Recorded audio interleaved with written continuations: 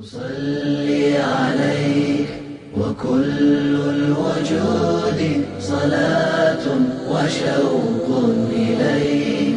أصلي عليك وكل الوجود صلاة وشوق إليك أصلي عليك وكل الوجود صلاة وشوق إليك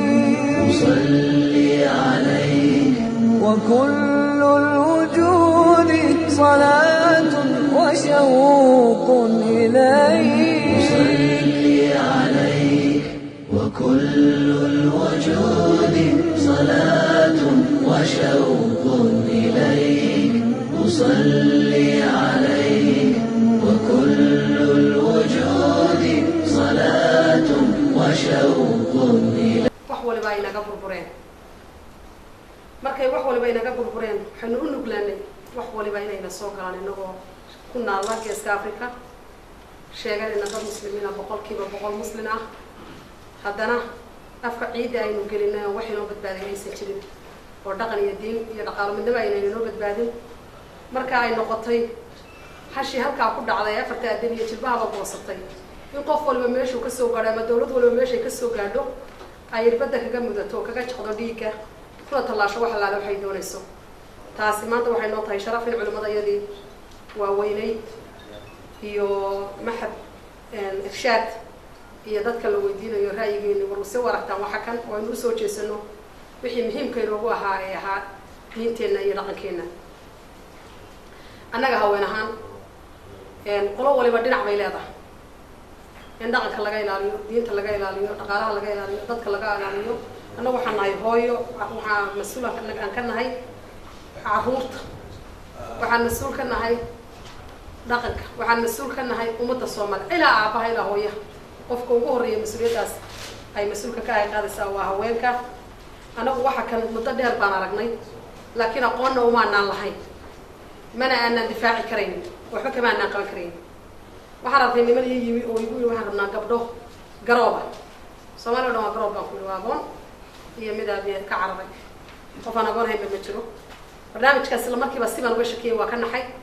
wala kala ay tahay waxaan rabnaa dad aan isu guurino waa laabti la dhigo oo sariirihii la gado oo arooski la dhigo oo ay cabixinayso dadka islaamka tan waa ka shakiyay waxaan ku yiraahdaa anigu arinta waxba ka garan maayo yaa guur qaboy ummadayda kuma dhihi karaan mar raadin karo mar walba waa ka soo horjeedi jiray waxyaabo caynkaas oo kala ah Soomaalidu waxay ku mahmaadaan mas'uuligaaga hadduu soo galo xagee ka soo gali lama yiraahdo laba qodob baa la eegaa maski guriga ku dhex jiray laga qabto laga dilo godka uu ka soo galay in la daboolo wadadii maanta waxaan u fadhinaa waan malinayaa maamulkinkii iyo wasaaradii garsoorka ee ahayd intii cuqaafta waxaan la inooga baahan yahay inagu waxaan ka hadlaynaa shiice kuwa Soomaaliyeed oo hebel iyo hebel loo garanayo oo dadkeeniya ya soo socda oo kugu afa oo kugu dhaqana oo kugu diina oo aad garanayso oo yiri macata bana kristan baan qaat kuwaas dadkeena ku soo foolay ciidii bay leeyihiin dadkii bay ka dhasheen qabiil waxa laga yaabaa qabiilada difaacayna inuu arki doono way nagu soo socotaa waxaan markaa leenahay waxaa ilaahay mahadiisa in albaabka ugu horeeyay durba ay arkeen dawladda iyo culimada diinku arrintani in loo kaco loo istaago iyo u baahan tahay madaxda culimada diinku way fadhidaa wasaaradii diinta iyo waqafna way joogtaa waxaynu u baahanahay in shir weyne caam ah la qabaqaabiyo oo culimada dalka iyo dibadda inta laga keeno laga arinsado hawsha tan oo dhammaan ummadda hal mar ay diintii wada ilaaliso xaydaabkeedii 25 sano furaa iyo ka badanba ila meeshii siyaasadda bal inaga soo galiyay diinta yahay in loo istaago oo kulligood wada difaaco waayo caqiidada iyo diinteedu wax qaaliyo weey maanta dad islaam wanaagsan bay waxaynu ku noolay 25 sano dunidu inaguma talagelin in qof maanta inaga joogo dunida ama aynu noqono dad dareen iyo dawlad iyo wadankooda wali ku nool oo waxayna badbaadinaysay diinteena islaamka la ilaaha illa allah muhammadur rasuulullah ayayna badbaadinaysay dagaalada wadanka say uga dhaceen isumaynaan qalan oo isumaynaan cunin waxaan tagay Rwanda markii dagaalka sokeeye ka socday filimkii nolosha hal daqiiqo waan eegi karo weey waddanka iyaga waxa kama dhicin baan idhaan waddanka iyaga waxa kale كما يدنا دad safran waayo siyaasadda ka wareertay oo baan noqonay sidan Soomaaliya ma ilmo yar inta mis la saaray sida hilibka loo jarjarayo Soomaaliya kama dhicin marka waxaan sameeyay waxaan leeyahay waxaan u mahadcelinayaa maxadka iyo culimada diinka iyo golaha abwaanada iyo haweenka iyo dhalinyarada iyo aqoon-yahanka iyo culimada diinka dhammaan waxaan u baahanahay in barnaamijkan maanta la bilaabay aan la joojin ما هاي النفرية دقالية دوك الرأس نقف البتيل كوس كسر بحكي كريه علماء دلوا بديسي بديسي وكجرته شروينا عامة أو مدة لوس جهيو إن يدلوا كذي يدين تضيع عشرة إلا قفته والله يسوي ربنا ما وتينكي بدل كيسر حالي هركيس علماء دي يسوي كعادية ويعمل شيء لفت جودي ويتابتين حاجة قبل ما كانوا على جوضة لمان وحنوبها هناي أنا جهوانك يا أبوان ده كلها أبوان ده يا هوانكم يا علماء ودينكم واتيمامكم يسحرن لهربوا إني واحد كان barnaamijyadan ay xoog gacanta siiyaan suugaan baa ku sheegi karnaa oo waxa ilaahay ee waara masrigii hore ama culimada diinka shaacirada ay ku difaacayaan iyo dadkooda iyo sharaftooda iyo karaamadooda marka waxaan leenahay hadana haweenka Soomaaliyeed naf iyo maal iyo aqli iyo aqoon midna ka hagran mayno inaynu deyrarkeena xidhano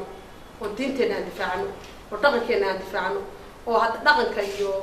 waxyaabaha inaga inoo ah inaga yar khaldan waa waxa sax karno inoo leenahay wax la soo mid guuriyay maaha marka waxaan leeyahay wasaaradda diinta iyo waqafta haday joogto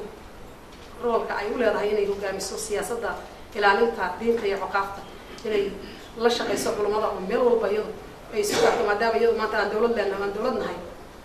wax waliba haday waxay dawladdu wado ya shacabku iska rabtaan kara oo buuxin kara oo wadu yeeri kara لكن الدولة دي بعدين فرنا وعين وضمان البعير يد وحقبلين شعب كي وحنا قاعدين كرو شري لا تصل وحنا تاجنا هاي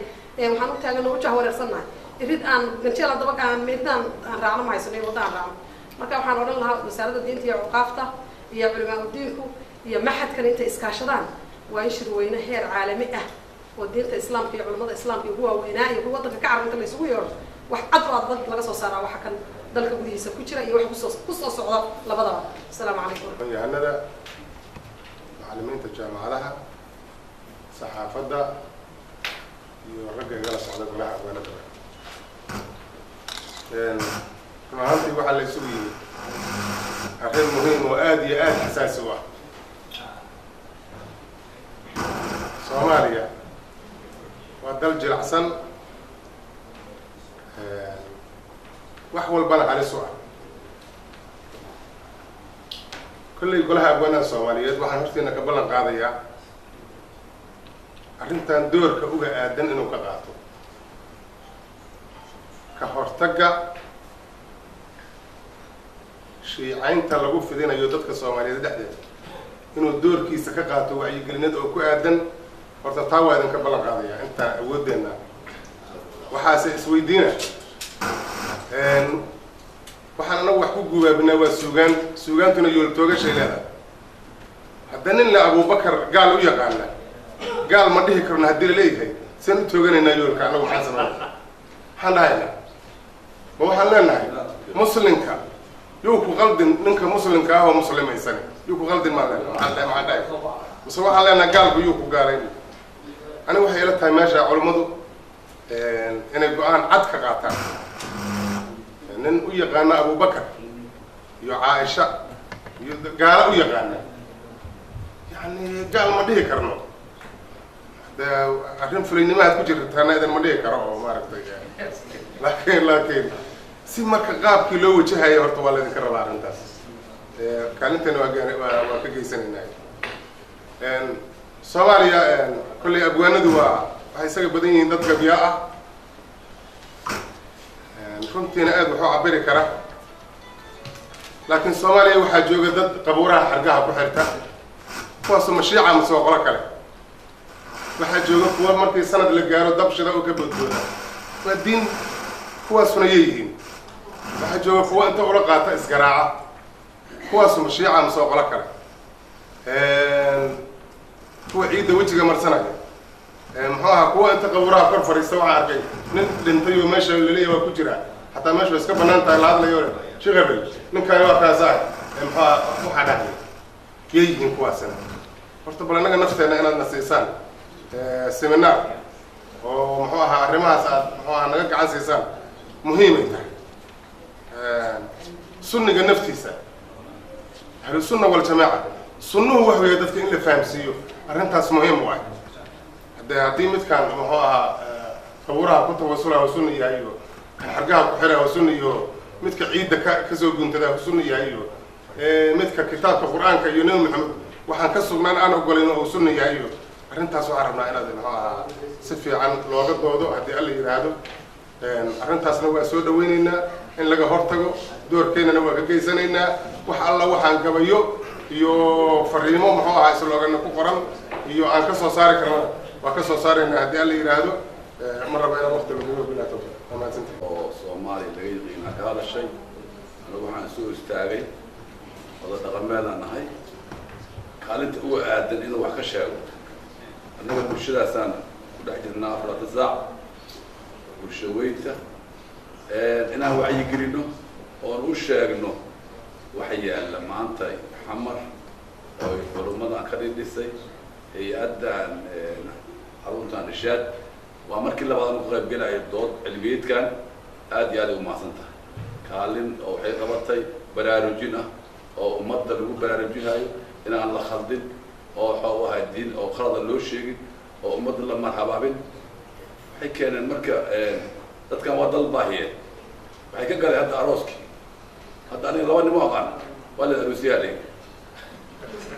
waxay yidhi ma haysan waxaan ku aroosnay inuu ka aroosiyana leeyahay labadii nin ilaah ka bixiyey dad wax yaqaano oo siinuu kala u sheegay oo yidhi arrintaa ku socotay arrin khatar waa nima aan aqaanin sidiis aqaanin aabba ahayn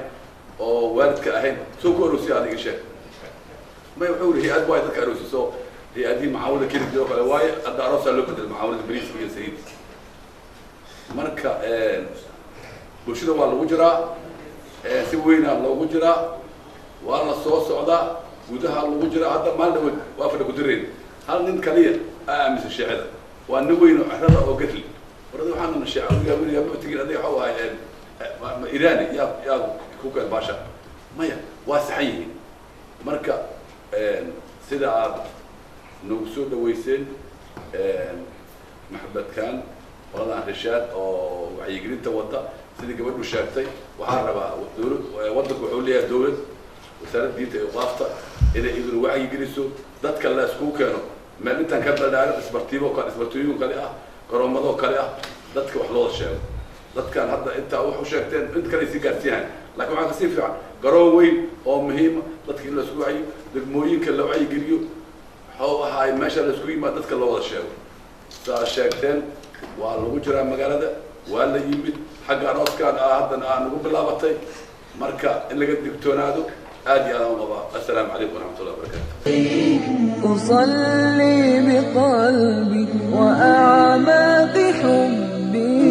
وأمشي وأنت الضياء لدربي أصلي عليك أصلي بقلبي وأعماق حبي وأمشي وأنت الضياء لدربي أصلي عليك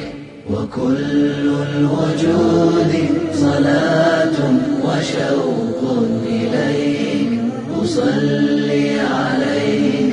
وكل الوجود صلاة وشوق إليك أصلي عليك ونور الهدى ساطع من يديك وكل حنين وشوق إليك أصلي عليك ونور الهدى ساطع من يديك وكل حنين وشوق إليك عليك وكل